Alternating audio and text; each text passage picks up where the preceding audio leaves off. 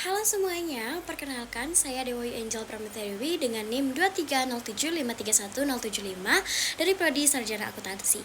Jadi pada kesempatan kali ini di sini saya akan menjelaskan mengenai apa sih itu Big Data. Jadi pada kesempatan kali ini tanpa berlama-lama langsung aja kita ke videonya. Oke, kita mulai dari penjelasan yang pertama dulu mengenai apa sih itu Big Data. Jadi, Big Data itu merupakan istilah untuk data yang sangat banyak, sangat besar. Dan data itu datang dari berbagai sumber. Jadi, bayangin aja setiap kali kalian nge-scroll media sosial, terus belanja online, atau bahkan menggunakan GPS. Nah, semua hal itu menghasilkan yang namanya data. Jadi, Big Data di sini itu bukan cuma soal banyaknya aja, tetapi juga soal kecepatan, variasi, dan juga kompleksitas dari si data tersebut.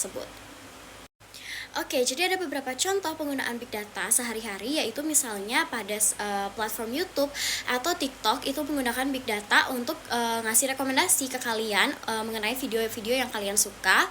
Terus untuk e-commerce seperti Shopee atau Tokopedia itu menggunakan untuk menganalisis kebiasaan belanja untuk promosi mereka.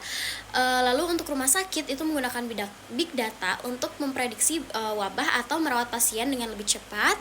Dan juga pemerintah itu menggunakan Big Data juga, teman-teman. Jadi Big Data itu pemerintah itu memakai Big Data untuk mengatur lalu lintas. Jadi untuk mengatur lampu merah agar nggak macet seperti itu. Selain penggunaan sehari-harinya, Big Data di sini juga mempunyai yang namanya kekurangan. Ya, di mana di sini yang pertama itu mengenai privacy. Jadi data pribadi di sini bisa disalahgunakan kalau kita tidak menjaga dengan baik. Lalu yang kedua itu mengenai kesalahan analisis. Jadi kalau datanya dari Big Data tersebut nggak akurat, itu bisa jadi bias yang hasilnya akan menyesatkan. Lalu yang ketiga itu biaya dan juga tenaganya. Jadi mengolah dan juga menyimpan data sebanyak itu, sebesar itu membutuhkan teknologi yang sangat canggih dan keahlian yang khusus. Tapi tenang teman-teman, di sini ada beberapa solusi yang aku dapetin, yaitu yang pertama itu mengenai perlindungan data. Jadi di sini perusahaan itu wajib mengikuti aturan seperti GDPR atau Undang-Undang Perlindungan Data Pribadi.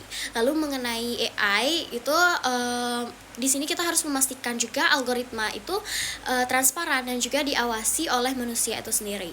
Lalu yang ketiga itu ada teknologi cloud, yang dimana di sini hal ini tuh merupakan solusi hemat biaya untuk menyimpan dan juga mengolah data yang besar.